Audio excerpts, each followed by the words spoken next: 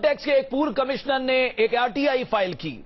जो आरटीआई में बातें सामने आई वो हिला देने वाली थी और उसी के आधार पर ये साझा की इंफॉर्मेशन जनता से न्यूज नेशन ने।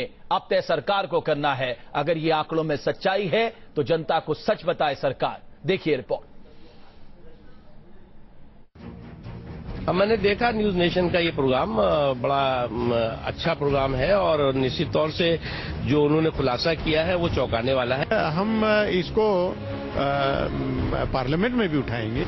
ये ऐसा सवाल है जिसे सभी सांसदों को एकजुट होकर के बगैर भेदभाव के उठाना चाहिए। न्यूज नेशन ने उठाया, बहुत अच्छी बात है और हम समझते हैं कि इसी तरह तमाम मीडिया वालों को इस बात को आगे बढ़ाना चाहिए।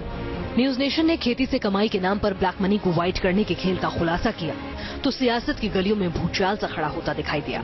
आरटीआई के जरिए आयकर विभाग के पूर्व कमिश्नर विजय शर्मा ने जो सच सामने रखा वो चौंकाने वाला था। साल दर साल खेती से कमाई का आंकड़ा इतना बढ़ा कि साल 2011 तक आते आते करीब 6,57,000 लोगों ने 2,000 लाख करोड़ की इनकम दिखा दी।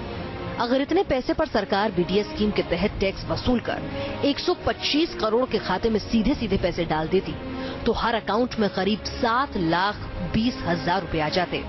और अगर ये काला धन है तो इस पर सरकार पेनल्टी के साथ टैक्स वसूलती तो 125 करोड़ लोगों को करीब 30 लाख रुपए दिए जा सकते हैं। वो देखने के बाद जो आंकड़े थे उसे देखकर मुझे बहुत ही हैरत हुई। आप कह सकते हैं कि मैं डर सा गया कि इतनी आय कैसे हो सकती है एग्रीकल्चर इनकम। न्यूज नेशन पर इस खुलासे से पहले ही सीबीडीटी ने एक सर्कुलर जारी किया जिसमें कहा गया कि खेती की कमाई सिर्फ साझा करने के लिए होती है, इसलिए हो सकता है कि टैक्स पेयर्स ने गलती से आंकड़े बताते वक्त गलत डेटा दे दिया हो। इसलिए ज्यादा दिखाई गई कमाई के मामलों में अधिकारी ये जांच करें कि कहीं डेटा एंट्री में चूक तो नहीं हुई है। ऐसे में सवाल ये है कि क्या इस काली कमाई को ढूंढने की वाकई कोशिश की जा रही है या फिर जानबूझकर काली कमाई के कुछ धन कुबेरों को बचाया जा रहा है। ये मामला काफी अति गंभीर है, जांच का विषय है और सेंट्रल गवर्नमेंट की जिम्मेवारी ये बनती है कि इस मामले की उच्च स्तरीय जांच होनी चाहिए। सीबीडीटी की आंतरिक जांच अपनी जगह है, लेकिन कुछ लोग इन आंकड़ों की सच्चाई पर भी सवाल उठा रहे हैं, जबकि ये आंकड़े खुद आयकर विभाग की ओर से जारी किए गए हैं। न्यूज नेशन के खुलासे को किसान विरोधी भी बताने की कोशिश की गई है, जबकि न्यूज नेशन का मकसद सिर्फ किसानों के नाम पर हो रही लूट को सामने लाना है, क्योंकि किसानी अगर वाकई लोगों को अरबपति बना सकती तो फिर देश के कई हिस्सों में किसान आत्महत्या नहीं कर रहे होते। Team news nation. प्रधानमंत्री नरेंद्र मोदी कहते हैं अन्नदाता सुखी भव, लेकिन अन्नदाता के नाम पर काले धन को सफेद करने के गोरख धंधे में कौन लोग लिप्त हैं, उनका नाम देश के सामने आना चाहिए। इस पे बातचीत करने के लिए मेरे साथ विपिन गर्ग टैक्स एक्सपर्ट, मेरे साथ रमेश यादव, चौधरी वीरपाल सिंह, जफर इस्लाम साहब भारतीय जनता पार्टी से, राजीव त्यागी साहब कांग्रेस पार्टी से। जफर इस्लाम, मेरा पहला सवाल आपसे। सर, आपने एग्रीकल्चर सेस लगाया है इस बार के बजट में, आपने कहा 2022 तक आप किसान की आय दुगनी कर देंगे। मैं यकीन के साथ कह रहा हूं कि अगर आप केवल एग्रीकल्चर इनकम के गोरख धंधे को सामने ले आए देश के, तो ना सेस लगाने की जरूरत पड़ेगी, किसान की इनकम ऑटोमेटिकली बढ़ जाएगी क्योंकि आपके पास पैसा होगा उस सेक्टर में खर्च करने के लिए।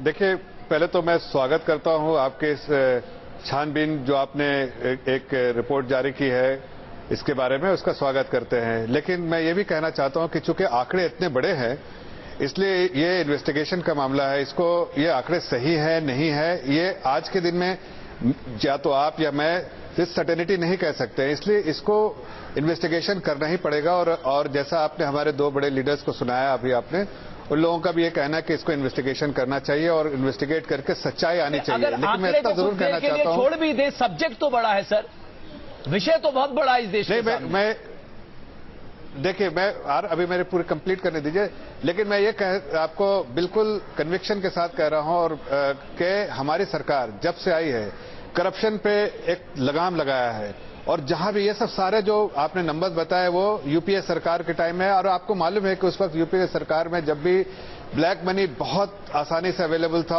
और इसका बहुत ज्यादा चल रहा था, आपको भी हो गए सर, एट स्पीक।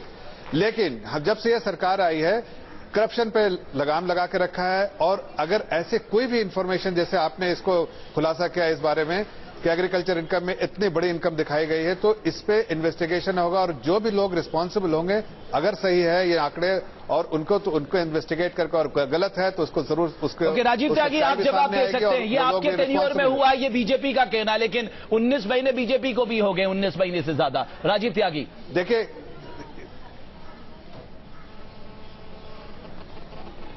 देखिए मैं एक बात कहूंगा रमेश जी, मैं कल से आपके यहाँ चैनल पर डिबेट कर रहा हूं इसी विषय पे। इसमें दो विषय निकल के आते हैं कि कुछ कंपनियों ने कलाकारी की या आंकड़ों की बाजीगारी की, वो जांच का विषय, वो जांच होना चाहिए। लेकिन एक विषय दूसरा और निकल के आता है, जो स्मार्टली भारतीय जनता पार्टी इस पर्दे के पीछे से खेल खेल रही है। वो खेल ये है कि ये पार्टी गांव गरीब किसान नौजवान के विरोध की पार्टी है और वो किसान पे कहीं ना कहीं आयकर लगा देना चाहती है, जो एक मेरे को एक सड़ा ला रही है इस वाले सारे मामले में।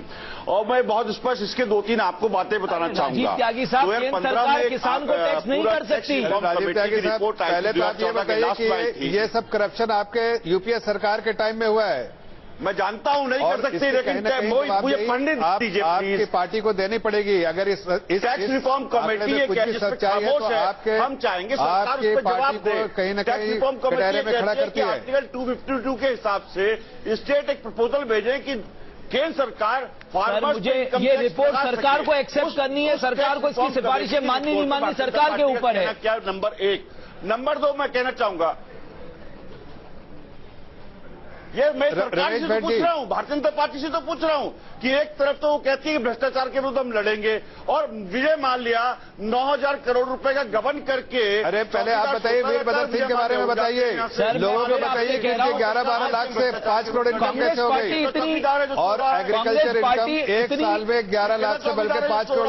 संवेदनहीन क्यों हो सकती इतने बड़े मुद्दे पे? सर आपने भरोसा दिलाया, आप ब्लैक मनी पे व्हाइट पेपर लेकर आए और आज आप कह रहे हैं कि साहब आप डाइवर्ट कर रहे हैं मुद्दे को। आप कह रहे हैं ये टैक्स लगाने की साजिश है। सर मैं आपको बताऊं, संविधान में जो पावर है टैक्स लगाने की एग्रीकल्चर इनकम में, वो केवल और केवल राज्य सरकार के पास है। चौधरी वीरपाल आप मुझे बताइए, आपको प्रधानमंत्री कह रहे हैं आप सुखी रहिए, आपको सुखी रखने के लिए हम तमाम वादे कर रहे हैं। आपको लगता है इस देश में एग्रीकल्चर सेस लगाने की जरूरत है जब एग्रीकल्चर इनकम के नाम पे इतना बड़ा गड़बड़ जाला इस देश में चल रहा है? देखिए रमेश जी, ये गड़बड़ झाला या तो आंकड़ों में कहीं गड़बड़ है, इसकी ये जांच का विषय है। दूसरी चीज, ये दूसरी सरकार पर डालने का विषय नहीं है, इसको बहुत गंभीरता से लेना चाहिए।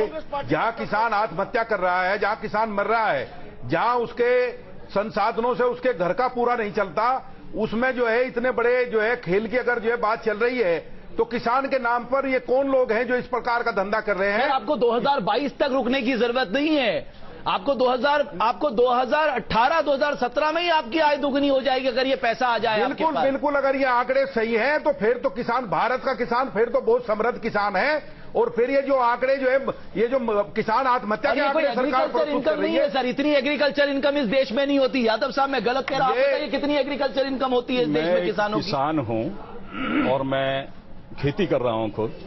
मेरे पास मैं गन्ना भी उगाता हूं, गेहूं भी उगाता हूं, मैं चावल भी उगाता हूं। मेरे पास आंकड़े हैं। मैंने पिछले 2014 और 15 में 5,22,000 रुपया का गन्ना सप्लाई किया था। इस साल मैंने 5,90,000 रुपया का 5,90,125 रुपये की मेरी इनपुट कॉस्ट जो है, अगर मैं ये देखूं कि एक एकड़ में किसान को 10 से लेकर 15,000 एकड़ से ज्यादा की आमदनी हो ही नहीं सकती। अगर ये जो लोग हैं जिन्होंने, आप जो आंकड़े दिखा रहे हैं, 6,57,000 किसानों ने जो आरटीआई दाखिल की है और जिनकी आमदनी करोड़ों रुपया में आप दर्शा रहे हैं, इनकी या तो ये चीज बताई जाए कि जो हमारे किसान हैं जो आत्महत्या कर रहे हैं, वो तरकीब बताई जाए कि इनको आमदनी कैसे करोड़ों रुपया में हो रही है, तो हम भी वही खेती करें।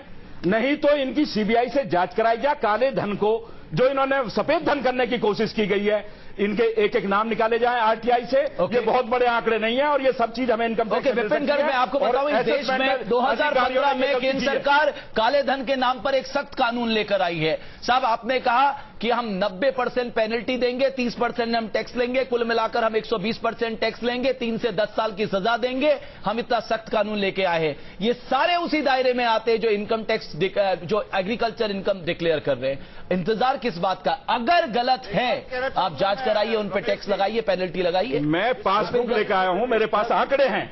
पिछले साल की पेमेंट अभी तक किसानों को नहीं हुई है और किस तरह ये किसानों को पेमेंट कर रहे हैं पार्ट में। हर महीना मेरे को 5,22,000 रुपया अगर एक मुश्त मिल जाता, मैं किसी काम में लगा लेता। मैं अपने बच्चों की पढ़ाई पर दे देता, अपने बेटे की शादी में लगा देता, अपने कुछ और काम में लगाता, मैं ट्यूबवेल लगाता, ट्यूबवेल का बिल देता, लेकिन इन्होंने मुझे पार्ट में पेमेंट की है। ये किसानों के साथ धोखा हो रहा है, बिल्कुल धोखा हो रहा है। ओके विपिन गर्ग, देखिए इसमें जब हमने ये फिगर सुनी 2000 लाख करोड़, तो इस फिगर को बोलने की भी हिम्मत नहीं हो पा रही है। सच बात यह है एग्रीकल्चरल इनकम इतनी हो ही नहीं सकती है। हर स्टेट में एक मैक्सिमम सीलिंग है जितनी आप एग्रीकल्चर जमीन रख सकते हो। यूपी के अंदर 12.5 एकड़ तक आप एग्रीकल्चर जमीन रख सकते हो। सीलिंग है, सीलिंग है, उससे ज्यादा आपके पास जमीन ही नहीं हो सकती, वो सरकार के पास चली जाती है। सर आपका 81% फार्मर जो है वो मार्जिनल फार्मर है, जो 1.5 हेक्टेयर 2 हेक्टेयर से कम जमीन रखता है इस देश में साहब। दूसरी बात इसमें देखने की ये है, हम नंबर देख रहे हैं चैनल पे, जो 6 लाख रिटर्न की बात हो रही है, इसकी और थोड़ी सी जांच पड़ताल होनी चाहिए।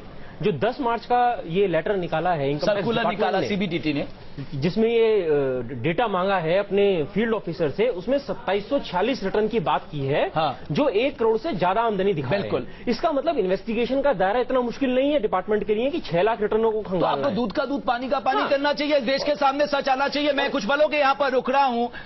इस्लाम साहब, राजीव त्यागी साहब, आप दोनों को जवाब देना है। आपके टेन्योर में ये गड़बड़ जाला हुआ है और ये 19-20 महीनों तक बीजेपी की नजरों से, बीजेपी की जो सरकार है उसकी नजरों से कैसे बचा रहा? हम जल्द हाजिर होते।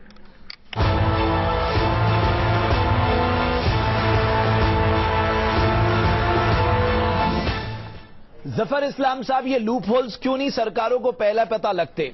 आपको पटना हाई कोर्ट ने नोटिस जारी किया, उसके बाद आपके यहां सीबीडीटी सर्कुलर निकालता है। विजय शर्मा साहब जो पूर्व में चीफ इनकम टैक्स कमिश्नर रह चुके हैं, वो पहले ही चिट्ठी लिख चुके थे मेंबर इन्वेस्टिगेशन को, साहब ये आंकड़ा जो है इस पर जांच होनी चाहिए। उन्होंने इसका जवाब देना भी बेहतर नहीं समझा। तो ये सीरियसनेस कितनी है सरकार के अंडर, ये तो पता लगता है। रमेश जी देखिए, सीरियसनेस कितनी वो साफ साफ दर्शाता है कि हमारी सरकार जब से आई है तब से गैस सब्सिडी में कितना सेविंग है। ये सब मिडिल मैन जो कांग्रेस के थे वो कमाते थे। आप देखिए फर्टिलाइजर सब्सिडी में, और उसी तरह से बैंक में जिस तरह से करप्शन था, आप देखिए उसको भी हम लोग रोकने की पूरी कोशिश की है जब से सरकार आई है। कांग्रेसियों ने तो बिल्कुल उपद्र बचा के रखा था, और जिस तरह से उन्होंने प्लंडर किया है देश को और लूटे हैं, वो साफ साफ दर्शाता है। देखिए उनके वीरभद्र सिंह चीफ मिनिस्टर जो है, उनकी इनकम देख लीजिए आप, एग्रीकल्चर इनकम 11 लाख से सीधे 5 करोड़ एक साल में हो गई। इस चीज को दर्शाता है कि कांग्रेस और यूपीए ने मिलकर देश को लूटा है। और हमारी पूरी कोशिश है, हमारी कोई हो उसके खिलाफ एक्शन होना चाहिए, बिल्कुल होना चाहिए, और होगा भी एक्शन। मैं आपको अश्योर करता हूं कि हमारी सरकार जो भी लोग करप्शन में डपेट है उनको उनके अगेंस्ट जाएगी और उसके अगेंस्ट एक्शन। मेरे साथ जो यादव जी किसान है वो कह रहे हैं उनके पास सिंचित भूमि है, उनकी आय नहीं बढ़ रही है। आया हूं मेरे पास, जो ओरिजिनल किसान है उसकी आय नहीं बढ़ रही है। आप देखिए वीरभद्र सिंह का इनकम देखिए, सीबीआई इंक्वायरी चल रही है, 11 लाख से सीधे वो 5 करोड़ की इनकम पे आ जाते हैं। ये दर्शाता है कि कांग्रेस सरकार किस तरह से हो रही है। हम उस तरकीब से खेती करें और अपने बच्चों को, अपने आप को, अपने किसानों को आत्महत्या करने से बचाएं, या इसकी जांच होनी चाहिए। और ये जो काला धन को सफल कर रहे हैं उनकी पूरी जांच होनी चाहिए। सीबीआई से उनको दंडित किया जाना चाहिए, उनसे टैक्स वसूली होनी चाहिए।